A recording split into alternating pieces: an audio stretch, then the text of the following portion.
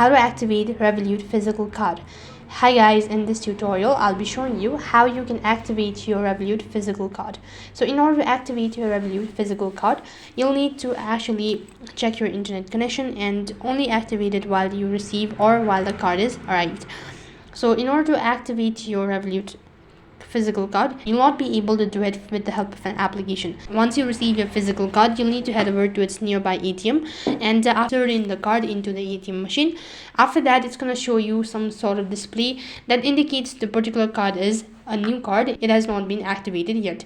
So what you'll have to do is you need to go to cards and then after that you need to tap the activate card button. You'll need to select the button as create pin, and once you've done tapping on it, make sure to create a pin as well. And from after you're done making a pin, so in this way you can activate your Revolut physical card. That is all for this video. I hope the video was helpful. Make sure to like, share and subscribe to our channel. Thank you for watching. See you in the next video.